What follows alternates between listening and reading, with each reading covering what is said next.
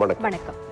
இது வசந்தன் டிவியின் இரவு நேர செய்திகள். உங்களோடு இணைந்திருக்கும் நாம் ஜெயரஞ்சன் யோகராஜ், கிறிஸ்டினா செல்வராஜ். இன்றைய விரிவான செய்திகளுக்கு செல்வதற்கு முன்னர் முதலில் முதன்மை செய்திகள்.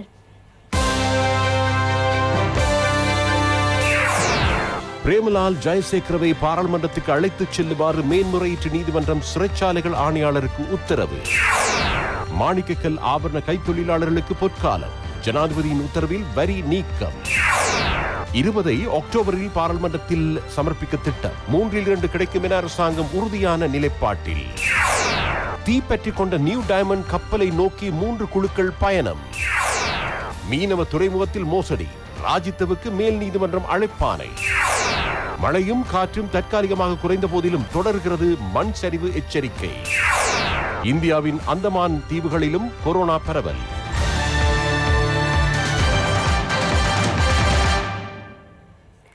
அவையமுது முதன்மை செய்திகள். இனி விரிவான செய்திகள். மழை மற்றும் காற்றுடன் கூடிய காலநிலை சீரடைந்துள்ளதாக வானிலை அவதான நிலையம் தெரிவிக்கிறது. பல பகுதிகளுக்கு விடுக்கப்பட்டுள்ள மண் சரிவு எச்சரிக்கை தொடர்ந்தும் நீடிக்கப்பட்டுள்ளது. மீனவர்கள் கடற்றொழிலில் இருந்து தவிர்ந்து கொள்ளுமாறு தொடர்ந்தும் அறிவுறுத்தப்பட்டுள்ளது. நேற்றைய தினம் பெய்த அடைமழை காரணமாக நாட்டின் பல பாகங்களில் தாழ்ந்த பகுதிகள் நீரில் மூழ்கியுள்ளன. பல பகுதிகளில் மரங்கள் முறிந்து விழுந்தமையினால் போக்குவரத்து தடைப்பட்டதுடன் மின்சார கம்பிகளுக்கும் சேதம் ஏற்பட்டுள்ளது. மேல், சபரகமோ, மத்திய, வடமேல் மற்றும் தென் மாகாணங்களில் ஆங்காங்கே மழை அல்லது இடியுடன் கூடிய மழை பெய்யலாம் என வளிமண்டலவியல் திணைக்களம் அறிவித்துள்ளது. முன்னைய நாட்களிலும் பார்க்க இன்று மழை வீழ்ச்சி குறைவடைந்து காற்றும் தணிந்துள்ளது. மேல், சபரகமோ, தென், வடமேல் மற்றும் மத்திய மாகாணங்களில் ஆங்காங்கே மழை அல்லது இடியுடன் கூடிய மழை பெய்யலாம். கடுவல கொத்தலாவல பாடசாலை ஒழுங்கையில் வீடு ஒன்றின் மதில் மீது மண்மேடு இடிந்து விழுந்தமையினால் 29 வயதுடைய பெண் ஒருவர் உயிரிழந்தார். அவரது தாயும் 2 சகோதரர்களும் காயமடைந்தனர். தாய் தேசிய வைத்தியசாலையில் அவசர சிகிச்சை பிரிவில் அனுமதிக்கப்பட்டுள்ளார். ஏலத்தில் விற்பதற்காக அபிவிருத்தி செய்யப்பட்ட காணி ஒன்று புதிதாக நிர்மாணிக்கப்பட்ட மதில் ஒன்று கான்கிரீட் கம்பத்துடன் விழுந்த போது இந்த சம்பவம் இடம்பெற்றுள்ளது. தவறான விதத்தில் மண் நிரப்பப்பட்டமையே இந்த அனர்த்தத்துக்கான காரணம் என தெரிவிக்கப்படுகிறது.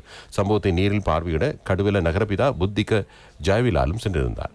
பலத்த காற்றுடன் பெய்த மழை காரணமாக பலாங்குட, பின்னவல, அட்டவக்கல ஸ்ரீ சுகதாராம விகாரையின் அரச மரம் வீழ்ந்துள்ளதால் அருகில் இருந்த பல கட்டடங்களும் சேதம் ஏற்பட்டுள்ளது.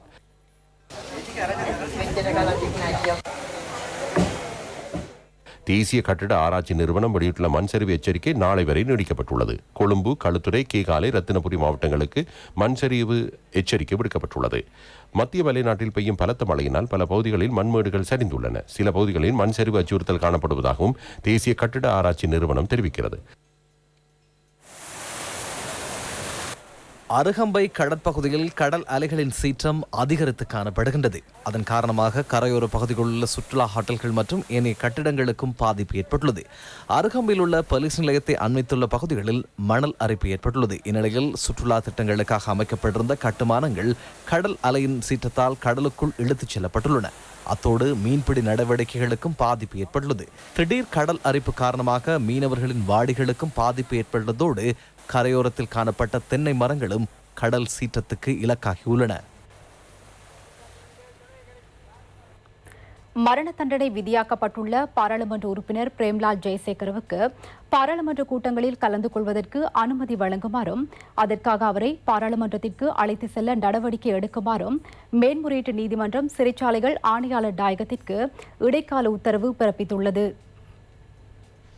2015 ஆண்டு ஜனாதிபதி தேர்தல் காலப்பகுதியில் கஹவத்தன் நகரில் அலங்கார வேலைப்பாடுகளில் ஈடுபட்டிருந்த ஐக்கிய தேசிய கட்சியின் ஆதரவாளர் ஒருவர் மீது துப்பாக்கி பிரயோகம் மேற்கொண்டு கொலை செய்த சம்பவம் தொடர்பில் பிரேம்லால் ஜெயசேகர் உள்ளிட்ட 3 மரண தண்டனை விதிக்கப்பட்டது. எனினும் கடந்த பொதுத் தேர்தலில் 1,04,237 விருப்பு வாக்குகளை பெற்று ரத்னபுரி மாவட்டத்தில் ஸ்ரீலங்கா பொதுஜன முன்னணியில் 2ஆம் இடத்திற்கு தெரிவானார். எனினும் பிரேமலால் ஜெயசேகரவுக்கு பாராளுமன்ற உறுப்பினராக செயற்பட தகுதி இல்லை என சட்டமா அதிபர் நீதி அமைச்சுக்கும் பாராளுமன்ற செயலாளர் நாயகத்திற்கும் அறிவித்தார். சிறைச்சாலைகள் ஆணையாளர் நாயகம் விடுத்த கோரிக்கைக்கு அமையவே இவ்வாறு அறிவிக்கப்பட்டது. பிரேம்லால் ஜெயசேகரவுக்கு மரண தண்டனை விதியாக்கப்பட்டிருந்த நிலையில் பொதுத் தேர்தலில் போட்டியிட்டு வெற்றியீட்டியதன் பின்னர் தேர்தல் ஆணைக்குழு அவரை பாராளுமன்ற உறுப்பினராக குறிப்பிட்டு வர்த்தமானி அறிவித்தலும் வெளியிடப்பட்டது. அதன் அடிப்படையில் பாராளுமன்ற உறுப்பினர் உரிமைகள் மற்றும் பாராளுமன்ற சிறப்புரிமைகளை பாதுகாப்பது தமது பொறுப்பு என்பதால் தான் அதற்காக முன்னிப்பதாக சபாநாயகர் மகிந்த யாப் அபேவர்தனவும் தெரிவித்திருந்தார். இந்நிலையில் தனக்கு பாராளுமன்ற கூட்டத்தொடரில் கலந்து கொள்ளச் செய்வதற்கு சிறைச்சாலை அதிகாரிகளுக்கு உத்தரவிடுமாறு கோரி பிரேம்லால் ஜெயசேகர மேன்முறையீட்டு நீதிமன்றத்திற்கு ரீட் மனு ஒன்றை தாக்கல் செய்தார். பாராளுமன்ற கூட்டத்தொடர்களில் கலந்து கொள்ளச் செய்வதற்கு இடைக்கால உத்தரவை பிறப்பித்து தலைமை நீதிபதி பாராளுமன்ற உறுப்பினர் என்ற வகையில் பிரேமலால் ஜெயசேகர தேர்ந்தெடுக்கப்பட்டமை சட்டவிரோதமானது என இதுவரை நீதிமன்ற தீர்ப்பொன்று வெளியாகவில்லை என தெரிவித்தார். இதன் அடிப்படையில் மனுதாரருக்கு பாராளுமன்ற உறுப்பினர் ஒருவருக்கு கிடைக்க வேண்டிய சகல சலுகைகளையும் அனுபவிப்பதற்கு சட்ட ரீதியான தடை இல்லை என அவர் சுட்டிக்காட்டியுள்ளார். இதன் அடிப்படையில் அவருக்கு பாராளுமன்ற உறுப்பினராக சத்தியப்பிரமாணம் செய்வதற்கு சட்ட ரீதியான தடை இருப்பதாக கருத முடியாதென்றும் அவர் தெரிவித்துள்ளார். இவ்வழக்கு அரசியல் அமைப்புடன் எவ்விதத்திலும் தொடர்பு படவில்லை என்றும் நீதிபதி குறிப்பிட்டுள்ளார். மனு எதிர்வரும் 29ஆம் தேதி மீண்டும் ஆராயப்படும். மனுதாரரான பிரேமலால் ஜெயசேகர சார்பில் ஜனாதிபதி சட்டத்தரணி ரமேஷ் டி சில்வா விளக்கம் அளிக்கையில் பாராளுமன்ற கூட்டத்தொடர்களில் கலந்து கொள்ளச் செய்யுமாறு தமது கட்சிக்காரர் பல தடவைகள் சிறைச்சாலை அதிகாரிகளை கோரிய போதிலும் அது நிராகரிக்கப்பட்டதாக தெரிவித்தார். சிறைச்சாலைகள் அதிகாரிகள் சார்பில் ஆஜரான பிரதி சொலிசிட்டர் ஜெனரல் நரின் புள்ளை விளக்கம் அளிக்கையில் மனு தொடர்பான அடுத்த கட்ட நடவடிக்கைகளை மேற்கொள்ள உச்ச நீதிமன்றத்தில் சமர்ப்பிக்கப் போவதாக தெரிவித்தார். பாராளுமன்ற செயலாளர் நாயகம் சார்பில் ஆஜரான ஜனாதிபதி சட்டத்தரணி உதித்த இயலஹேவா மரண தண்டனை விதியாக்கப்பட்ட நபர் ஒருவர் மேல்முறையீடு செய்தவுடன் அவர் விளக்கமறியல் கைதியாக மாறுவதாக சுட்டிக்காட்டினார். மாணிக்கக்கல் ஆபரண கைத்தொழிலாளர்களுக்கு வருமானத்துக்காக விதிக்கப்பட்டிருந்த 14% வருமான வரி மற்றும் 15% தங்க இறக்குமதிக்கான வரியை நீக்க ஜனாதிபதி கோட்டாபய ராஜபக்ச தீர்மானித்துள்ளார். ஆபரண உற்பத்தியாளர்கள் மற்றும் ஆபரண கலைஞர்களுக்கு தங்கத்தை கொள்வனவு செய்ய 4% சலுகை வட்டியில் அரச வங்கிகள் ஊடாக 10 லட்சம் ரூபாய் கடனை வழங்குமாறு ஜனாதிபதி பணிப்புரை விடுத்துள்ளார். மாணிக்கக்கல் ஆபரண கைத்தொழில் துறை தொடர்பான ராஜாங்க அமைச்சின் எதிர்கால வேலைத்திட்டங்கள் குறித்து ஆராய்ந்த போதே ஜனாதிபதி இந்த தீர்மானத்தை எடுத்துள்ளார். ஜனாதிபதி சேலத்தில் இன்று பகல் இந்த சந்திப்பு இடம்பெற்றது. 1971ஆம் ஆண்டு முதல் மாணிக்கக்கல் ஆபரண கைத்தொழிலாளர்களுக்கு வழங்கப்பட்ட வருமான வரிச்சலுகை 2017ஆம் ஆண்டு அறிமுகப்படுத்தப்பட்ட வரிக் கொள்கை நீக்கப்பட்டுள்ளது. மாணிக்கக்கல் ஆபரண ஏற்றுமதியாளர்களுக்கு கிடைக்கும் உண்மையான வருமானத்தை வெளியிடாத நிலைமையினால் இவ்வாறான ஒரு நிலை தோன்றியது. 2018ஆம் ஆண்டு தங்க இறக்குமதிக்காக 15% வரி விதிக்கப்பட்டது. குறித்த வரியை உடன் நீக்கி மாணிக்கக்கல் ஆபரண கைத்தொழிலாளர்களின் முன்னேற்றத்துக்கு நடவடிக்கை எடுக்குமாறு ஜனாதிபதி பணிப்புரை விடுத்தார். மாணிக்கக்கல் ஆபரண கைத்தொழிலாளர்களின் முன்னேற்றத்துக்காக ராஜாங்க அமைச்சர் லொஹான் ரத்வத்தே சமர்ப்பித்த 14 யோசனைகள் ஆராயப்பட்டன. மாணிக்கக்கல் அகழ்வின் போது அனுமதி பத்திரம் வழங்குவதில் நிலவும் தாமதங்களை தடுக்க சகல நிறுவனங்களையும் ஒரே இடத்தில் ஏற்படுத்தி தருமாறு ஜனாதிபதி பணிப்புரை வழங்கினார். சுற்றாடலுக்கு பாதிப்பு ஏற்படும் வகையில் இயந்திரங்களை கொண்டு மேற்கொள்ளப்படும் மாணிக்கக்கல் அகழ்வை உடன் நிறுத்துமாறு ஜனாதிபதி உத்தரவிட்டார். சம்பிரதாய மாணிக்கக்கல் அகழ்வில் ஈடுபடுவோருக்குள்ள தடைகளை நீக்குமாறும் ஜனாதிபதி உத்தரவிட்டார். தேசிய மாணிக்கக்கல் ஆபரண அதிகார சபையின் மாணிக்கக்கல் ஆய்வுக்கூடத்தை சர்வதேச தரத்துக்கு முன்னேற்றுவது குறித்தும் இங்கு கவனம் செலுத்தப்பட்டது. 20வது அரசியலமைப்பு சீர்திருத்தம் அடுத்த மாதம் பாராளுமன்றத்தில் சமர்ப்பிக்கப்படும் என அமைச்சர் பேராசிரியர் GL பீரிஸ் தெரிவித்துள்ளார். சட்டவாக்கத்துறைக்கும் நிறைவேற்றுத்துறைக்கும் இடையே பயங்கர நெருக்கடியை தோற்கடித்து 19வது சீர்திருத்தத்திற்கு பதிலாக மக்களின் எதிர்பார்ப்புகளை நிறைவேற்றும் வகையில் 20வது சீர்திருத்தம் முன்வைக்கப்பட உள்ளதாக அமைச்சர் மேலும் தெரிவித்தார். இது தொடர்பாக மக்கள் பிரதிநிதிகள் பலர் கருத்து வெளியிட்டனர். ஆணைக்குழுக்களா தேவை, குற்றச்செயல்களை தடுப்பதா தேவை. கடந்த முறை ஒரு பஸ் வண்டியில் 2 சாரதிகள் இருந்தமையே நாம் கண்டோம். இதுவே 19வது சீர்திருத்தம். ஜனாதிபதியும் அதிகாரத்தை கோருகிறார், பிரதமரும் அதிகாரத்தை கோருகிறார். 97 அறிக்கைகள் இருந்த நிலையில் ஈஸ்டர் தாக்குதலை நிறுத்த முடியவில்லை. அப்படி இருக்கும் போது எதற்காக ஆணைக்குழுக்கள்? அந்த போலீஸ் மா அதிபரை இன்னும் பதவி நீக்க முடியாமல் உள்ளது. இன்னும் 10 போலீஸ் மா அதிபரே இருக்கின்றார். 19வது சீர்திருத்தம் இதற்குத்தானா தேவை? 20வது சீர்திருத்தம் என்பது நாட்டின் பிரஜைகளிடம் இருந்த அதிகாரம் மீண்டும் நபர்களை மையமாக கொண்ட அல்லது ஆட்சியாளர்களை மையமாக கொண்டு அதிகாரத்தை தக்க வைக்கும் ஒரு விடயமாகும். இது தொடர்பாக ஐக்கிய மக்கள் சக்தி என்ற வகையில் பல்வேறு நடவடிக்கைகளை நாம் முன்னெடுக்க உள்ளோம். அத்துடன் நீதிமன்றத்தையும் நாம் நாடுவோம். இரண்டாவதாக பாராளுமன்றத்தில் பலமான எதிர்ப்பை தெரிவித்தார். எந்த ஒரு தனிநபரை நோக்காக கொண்டு இந்த சீர்திருத்தம் முன்வைக்கப்படவில்லை. ராஜபக்ச குடும்பத்தை இலக்காக கொண்டு 19வது சீர்திருத்தம் கொண்டு வரப்பட்டது. இது தனிநபர்களை நோக்காக கொண்டு முன்வைக்கப்பட்ட ஒன்று என அவர்களால் கூற முடியுமா? இது தொடர்பாக நாம் எதற்கும் அஞ்சப் போவதில்லை. எதிர்வரும் அக்டோபர் மாதம் நாம் இதனை பாராளுமன்றத்தில் சமர்ப்பிப்போம். அத்துடன் பாராளுமன்றத்தில் விவாதிக்கப்படும். அதற்கு எந்தவித சந்தேகமும் இன்றி 3/2 பெரும்பான்மை கிடைக்கும். அதற்கு அப்பால் சர்வஜன வாக்கெடுப்பு அவசியம் இல்லை என சட்டமா அதிபர் எழுத்து மூலம் அறிவித்துள்ளார். ஒரு குடும்பத்தை குரோதத்துடனும் பொறாமையுடனும் அழிக்க முன்வைக்கப்பட்ட சீர்திருத்தத்தை நீக்குவதே 20வது சீர்திருத்தத்தின் நோக்கமாகும். அத்துடன் மக்களுக்கு ஜனாதிபதி வழங்கிய வாக்குறுதிகளை குறுகிய காலத்தில் நிறைவேற்றுவோம். அதற்கு தேவையான அதிகாரங்களை அரசாங்கத்துக்கு பெற்றுக் கொள்வதும் அதன் நோக்கமாகும். 3/2 பெரும்பான்மை கிடைத்தமையின் மூலம் பாராளுமன்றம் கணிசமான அளவு இறந்து விடுகிறது. தமக்கு கிடைத்த ஆணையை போன்று அரசாங்கம் சமர்ப்பித்துள்ள 20வது சீர்திருத்தத்தின் ஊடாக பாராளுமன்றத்துக்கு அப்பால் அரச நிர்வாகமும் முக்கியமான நிறுவனங்கள் ஜனாதிபதி பதவியில் சிற்றூழியர்களாக மாறுகின்றன. நல்லாட்சி அரசாங்கத்தை உருவாக்க ஒரு குழு இருந்தது. சம்பந்தனை எதிர்க்கட்சி தலைவராக்கி எதிர்க்கட்சியின் பிரதம கொறடாவாக அனுரகுமார் திசாநாயகவை தேர்ந்தெடுத்து அரசாங்கத்தை அமைத்த தரப்பே நாட்டுக்கு காண்பதற்காக அரசாங்கமும் எதிர்க்கட்சியும் ஒன்றாக இருக்கும் நாடகத்தை அரங்கேற்றினர். அந்த நாடகத்தின் பயனாக 19வது சீர்திருத்தம் இந்த நாட்டை ஆட்சி செய்த ராஜபக்சமார் மேலுள்ள குரோதத்தையும் பொறாமையையும் முன்வைத்து 19வது சீர்திருத்தத்தை கொண்டு வந்தனர். எனினும் நாம் முன்வைக்கும் 20வது சீர்திருத்தம் ஒரு குடும்பத்தை இலக்காக கொண்டோ தனிநபரையோ கட்சியோ ஒரு இனத்தை இலக்காக கொண்டோ ஏற்படுத்தப்படவில்லை. மிக தெளிவாக நாட்டுக்கு பொருந்தக்கூடிய அதிமேதகு ஜனாதிபதிக்கு இந்த நாட்டு மக்கள் வழங்கிய மக்கள் ஆணையை பாதுகாக்க அதற்காக அர்ப்பணிக்கக்கூடிய ஒரு யாப்பு சீர்திருத்தமே முன்வைக்கப்படுகிறது.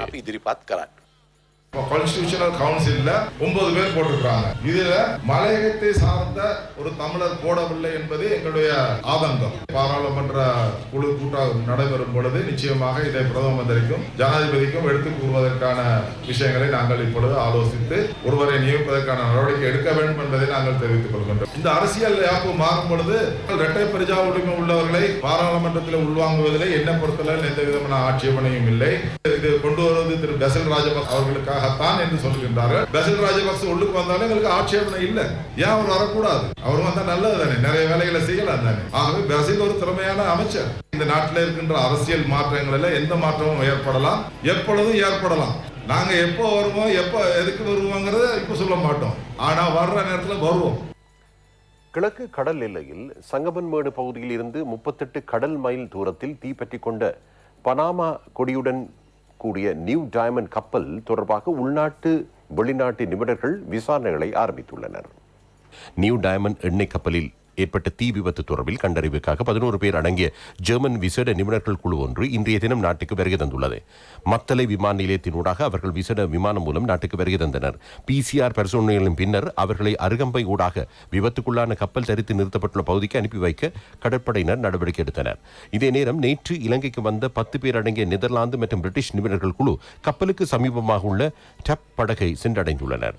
நேற்றிரவு நியூ டயமண்ட் கப்பலுக்கு சமீபமாக சென்ற போதும் சீரற்ற காலநிலை காரணமாக கப்பலின் நடுப்பகுதியில் நிலவும் உஷ்ணம் காரணமாகவும் அவர்களால் கப்பலில் ஏற முடியவில்லை. தற்போது கப்பல் தரையில் இருந்து 300 கடல் மைல் தூரத்தில் தரித்து நிற்கிறது. நேற்றிரவு 2 தீச்சம்பவங்கள் ஏற்பட்ட போதிலும் அதனை இலங்கை கடற்படை முற்றாக அணைத்துள்ளது. வெப்பநிலை மற்றும் சுற்றுலா பாதிப்புகள் காரணமாக மேலும் தீச்சம்பவங்கள் ஏற்படலாம் என்றும் அதற்காக கடற்படை உஷார் நிலையில் இருப்பதாகவும் கடற்படை பேச்சாளர் கேப்டன் இந்திக டி சில்வா மேலும் தெரிவித்தார். 80 மணி நேர நடவடிக்கையை தொடர்ந்து இலங்கை கடற்படையும் விமானப்படையும் இணைந்து தீயை முற்றாக அணைத்துள்ளன. இதனூடாக இலங்கையின் மீது சர்வதேச கவனம் ஏற்பட்டுள்ளது. வெளிநாட்டு ஊடகங்களும் இதனை பாராட்டியுள்ளன. விமானப்படை முதல் தடவையாக பரிச்சித்த விமானம் மூலம் தீயணைப்பு முறைக்கு ஏற்ப தீயை அணைக்க முடிந்ததாக விமானப்படை பேச்சாளர் குரூப் கேப்டன் துஷான் விஜயசிங்க தெரிவித்தார். பெல் 212 ரக விமானங்களை பயன்படுத்தி ட்ரை கெமிக்கல் பவுடர் எனும் 500 கிலோ ரசாயன பதார்த்தத்தை பயன்படுத்தி 2 தடவைகள் மீது அதனை செலுத்தி தீயை அணைத்ததாகவும் அவர் தெரிவித்தார். கப்பலில் களஞ்சியப்படுத்தப்பட்டுள்ள மசகு எண்ணெய்க்கு பாதிப்பு ஏற்படாத வகையில் இந்த நடவடிக்கை மேற்கொள்ளப்பட்டமை குறிப்பிடத்தக்கது. தீப்பற்றிக் கொண்ட நியூ டயமண்ட் கப்பலின் நிலைமை தொடர்பாக கண்டறியும் ஊடக சந்திப்பு அமைச்சர் ரோஹித் அபேகுணவர்தன தலைமையில் அமைச்சில் இடம்பெற்றது. இந்த சம்பவம் தொடர்பாக கண்டறிய 2 கண்காணிப்பு விமானங்களை நாம் ஈடுபடுத்தியுள்ளோம். B200 மற்றும் Y12 ரக விமானங்கள் ஈடுபடுத்தப்பட்டுள்ளன. 3 மணித்தியாலங்களுக்கு ஒரு முறை அதன் நிலைமைகளை நாம் கண்டறிந்து வருகிறோம். தேவையான தகவல்களை நாம் கடற்படையினருக்கு பெற்றுக் கொடுத்து வருகிறோம். இந்திய கடற்படைக்கும் தேவையான தகவல்களை வழங்கி தொடர்ந்தும் கண்காணிப்பு நடவடிக்கைகளை முன்னெடுத்து வருகிறோம்.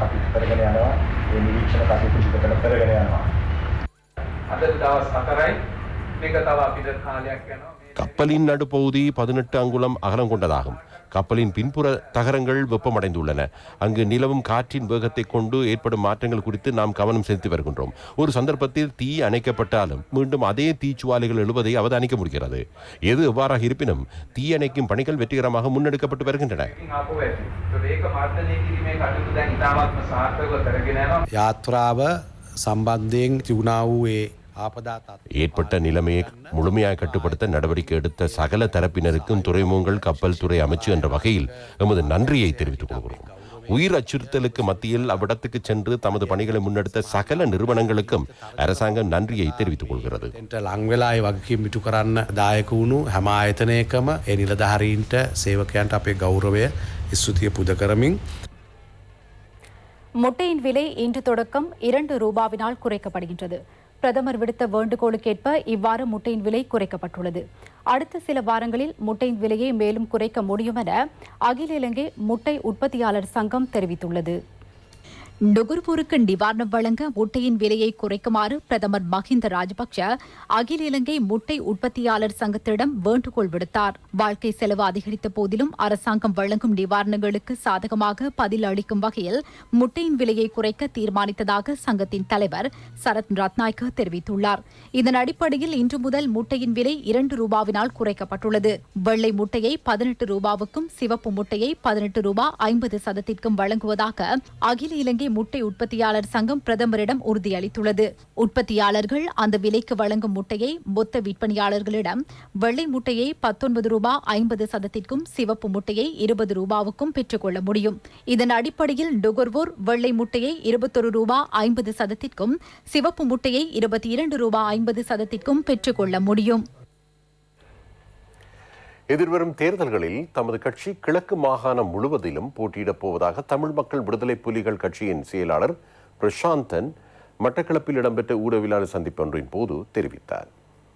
மட்டக்களப்பு மாவட்டத்தில் மாத்திரம் இம்முறை தமிழ் மக்கள் விடுதலை புலிகள் கட்சி போட்டியிட்டிருந்தது நாடாளுமன்ற தேர்தலில். இருந்தாலும் திருகோணமலை மாவட்டத்திலும் மட்டக்களப்பு மாவட்டத்தில் இருக்கின்ற அதே போன்று அம்பாறை மாவட்டத்தில் இருக்கின்ற தமிழர்களை நடுக்கடலில் விடுவதற்கு தமிழ் மக்கள் விடுதலை புலிகள் கட்சி என்றும் தயாராக இல்லை என்பதனை தெளிவாக நாங்கள் உணர்த்தி நிற்கின்றோம். அதன் அடிப்படையில் எதிர்வரும் மாகாண சபை தேர்தலில் நிச்சயமாக தமிழ் மக்கள் விடுதலை புலிகள் கட்சி திருகோணமலை மாவட்டத்திலும் அம்பாறை மாவட்டத்திலும் மட்டக்களப்பு மாவட்டத்திலும் போட்டியிடும், குறிப்பாக கிழக்கு மாகாணத்தில் போட்டியிடும் என்பதனையும் தமிழர்கள் ஆண்ட மாகாண சபையினை மீண்டும் தமிழர்கள் ஆள்வதற்காக முதலமைச்சராக வருவதற்காக தலைமைத்துவத்தை ஏற்பதற்கு தமிழ் மக்கள் விடுதலை புலிகள் கட்சி தயாராக இருக்கின்றது. லஞ்ச ஊழல் ஒழிப்பு ஆணைக்குழு தாக்கல் செய்த வழக்கின் பிரதிவாதிகளாக குறிப்பிடப்பட்டுள்ள முன்னாள் அமைச்சர் ராஜித சேனாரட்ன உள்ளிட்ட 3 எதிர்வரும் 29ஆம் தேதி நீதிமன்றத்தில் ஆஜராகுமாறு கொழும்பு மேல் நீதிமன்றம் அழைப்பாணை பிறப்பித்தது. லஞ்ச ஊழல் ஆணைக்குழு தாக்கல் செய்த குற்றச்சாட்டுகளை ஆராய்ந்ததன் பின்னர் இவ்வாறு அழைப்பாணை பிறப்பிக்கப்பட்டுள்ளது.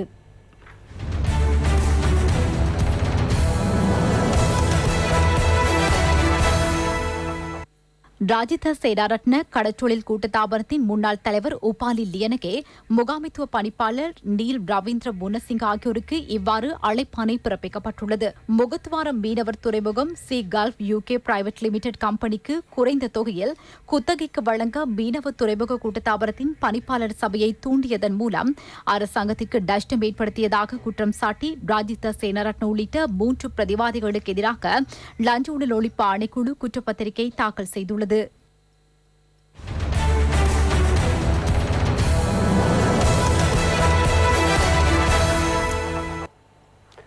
முல்லைத்தீவு பகுதியில் விக்டர் கும்பலின் முக்கிய உறுப்பினர் ஒருவர் கைது செய்யப்பட்டுள்ளார். இதே நேரம் கடந்த 24 மணித்தியாலங்களுக்குள் மேல் மாகாணத்தில் 635 போதைப்பொருள் முற்றுகைகள் மேற்கொள்ளப்பட்டுள்ளன.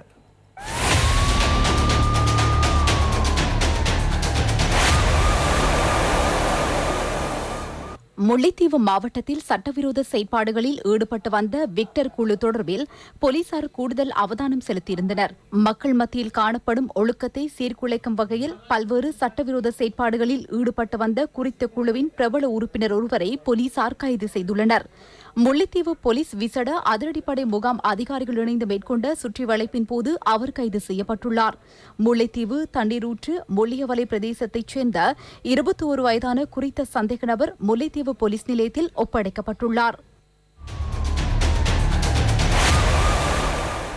மேல் மாகாணத்தில் நேற்று மாலை 6 மணியிலிருந்து இன்று அதிகாலை 5 மணி வரை 635 போதைப்பொருள் சுற்றி வளைப்புகள் முன்னெடுக்கப்பட்ட நிலையில் 637 சந்தேக நபர்கள் கைது செய்யப்பட்டுள்ளனர். கல்கிசை ஊழல் ஒழிப்பு பிரிவின் ஊடாக குறித்த சந்தேக நபர்கள் கைது செய்யப்பட்டுள்ளனர். மொரட்டுவ மற்றும் கல்கிசை ஆகிய பகுதிகளிலேயே அவர்கள் கைது செய்யப்பட்டுள்ளனர். அங்குலான சயுராபுர தொடர்மாடி குடியிருப்பு பகுதியில் 58 வயதான டபர் ஒருவரிடமிருந்து 10 கிராம் மற்றும் 191 மில்லிகிராம் ஹெரோயின் போதைப்பொருள் கைப்பற்றப்பட்டுள்ளது.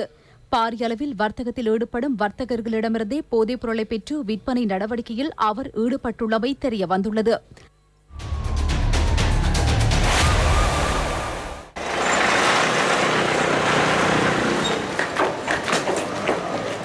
போலீஸ் விசேட அதிரடிப்படையினர் மேற்கொண்ட முற்றுகையின் போது துப்பாக்கிகள் உள்ளிட்ட மேலும் பல ஆயுதங்களுடன் பத்தேகம பிரதேச சபையின் முன்னாள் உறுப்பினர் ஒருவர் கைது செய்யப்பட்டுள்ளார்.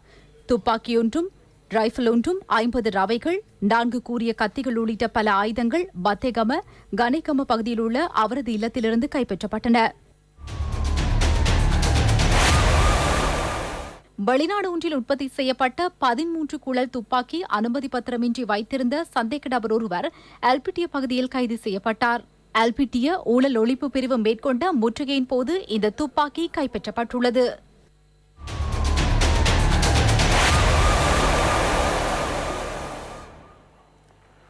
தமக்கென வாகனம் ஒன்று உள்ளவர்கள் வசதியாக வாகனங்களில் பயணிக்கின்றனர். எனினும் அவ்வாறு தமக்கென சொந்தமான வாகனம் ஒன்று இல்லாதவர்கள் நடந்தும் செல்கின்றனர். வாகனங்களை வைத்திருப்பவர்களும் சில வேளைகளில் நடந்து செல்லவே வேண்டிய சந்தர்ப்பங்களும் இல்லாமல் இல்லை. எது எவ்வாறு இருப்பினும் பாதசாரிகள் தடையின்றி நடந்து செல்வதற்கு எமது நாட்டில் நடைபாதைகள் உள்ளனவா? அது பற்றி கண்டறிய நாம் நடைபாதைக்கு சென்றோம். பாதசாரிகளுக்குரிய இந்த மருங்குகளை அவர்கள் பயன்படுத்துவதில்லை, அவர்களை பயன்படுத்தவும் விடுவதில்லை. வாகன சாரதிகள் தங்களுடைய வாகனங்களை நிறுத்திவிட்டு செல்லும் போது அவர்கள் அசௌகரியப்படுகின்றார்கள் வீதியை கடப்பதற்கு. நடைபாதை வியாபாரிகள் இந்த இரு மருங்குகளிலும் கடைத்தொகுதிகளை அமைத்திருப்பதால் மக்கள் பெரும் அசௌகரியங்களை எதிர்நோக்குகின்றனர். எமது நாட்டில் சட்டங்கள் இருந்தபோதும் அவை உரிய முறையில் செயற்படாத சந்தர்ப்பங்களையும் நாம் அவதானிக்கின்றோம். அத்தோடு ஒழுங்கின்றி சிலர் அறிந்து கொண்டே சட்டங்களை மீறுகின்றனர். வசதி வாய்ப்புள்ளவர்களைப் போன்று இல்லாதவர்களும் நடைபாதையை ஏனையோருக்கு இடையூறு ஏற்படும் வகையில் பயன்படுத்துவதை நாம் அவதானிக்கின்றோம். எமது நாட்டில் நடைபாதைகளில் இவ்வாறான காட்சிகளையும் காண முடிகின்றன. பாதசாரிகளுக்கு பாதுகாப்பாக பயணிக்க உள்ள நடைபாதைகளை வேறு தரப்பினர் பயன்படுத்தினால் உயிர் அச்சுறுத்தலுக்கு மத்தியில் நடுவீதியில் பயணிக்க வேண்டி ஏற்படுகிறது. இந்த சட்டங்களை உரிய முறையில் நிலைநிறுத்துமாறு நாம் சம்பந்தப்பட்ட அதிகாரிகளை கேட்கின்றோம். அத்தோடு வாகனங்கள் உள்ள அனைவரிடமும் நாம் ஒரு விடயத்தை பணிவோடு கேட்டுக்கொள்கின்றோம். நடைபாதைகளில் தடை ஏற்படும் வகையில் உங்களது வாகனங்களை நிறுத்துவதற்கு முன்னர் ஒரு கணம் சிந்தித்தால் நல்லதுதானே. பாதையின் இரு மருங்குகளிலும் காணப்படும் பாதசாரிகளுக்குரிய இடத்தை அவர்களுக்கே விட்டுக் கொடுங்கள், விதிமுறைகளை பின்பற்றுவதற்கு வழிவிடுங்கள் என்பதையும் ஞாபகப்படுத்திக் கொண்டு இந்த விடயம் தொடர்பில் எமது செய்தி பிரிவு தொடர்ந்தும் அவதானம் செலுத்தும் என்பதையும் ஞாபகப்படுத்திக் கொள்கின்றோம். மட்டக்களப்பு மாவட்ட விவசாய அபிவிருத்தி குழு கூட்டம் மாவட்ட செயலக கேட்போர் கூடத்தில் இன்று இடம்பெற்றது. மட்ட மாவட்ட அரசாங்க அதிபர் திருமதி கலாமதி பத்மராஜா தலைமையில் இடம்பெற்ற கூட்டத்தில் அரசு அதிகாரிகள் உள்ளிட்ட பலர் கலந்து கொண்டனர்.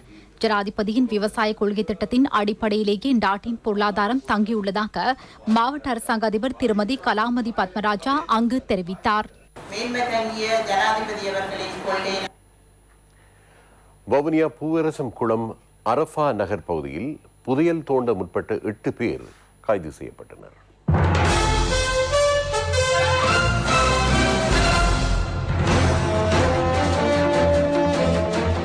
வவுனியா பூவரசங்குளம் ஹரப்பாண்டாகர் பகுதி காணியொன்றில் புதையல் தோண்ட சிலர் முற்படுவதாக பூவரசங்குளம் போலீசாருக்கு கிடைத்த தகவலை அடுத்து மேற்கொள்ளப்பட்ட முற்றுகையின் போது இவர்கள் கைது செய்யப்பட்டனர்.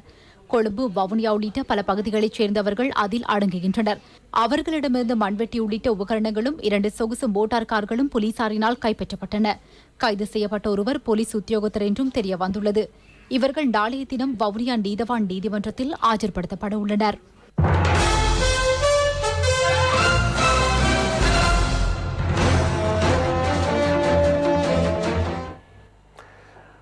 ஈழத்து திருச்செந்தூர் என போற்றப்படும் மட்டக்களப்பு கல்லடி முருகன் ஆலயத்தின் வருடாந்த மகோற்சவம் இன்று கொடியேற்றத்துடன் ஆரம்பமானது.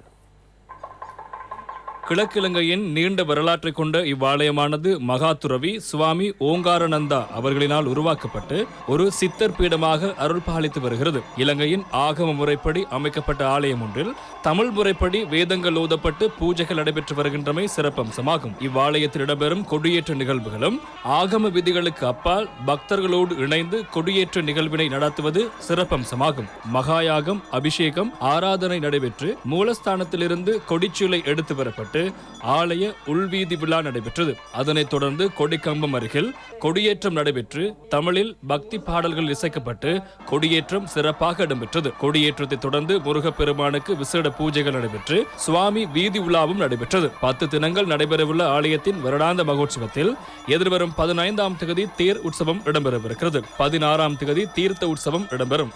கொடியேற்ற மகோற்சவத்தில் கலந்து கொள்வதற்காக மட்டக்களப்பு மாவட்டத்தின் பல்வேறு பகுதிகளில் இருந்து ஏராளமான பக்த அடியார்கள் கலந்து கொண்டனர். இத்துடன் வசந்தத்தின் இரவு நேர பிரதான செய்தி அறிக்கை நிறைவடைகின்றது.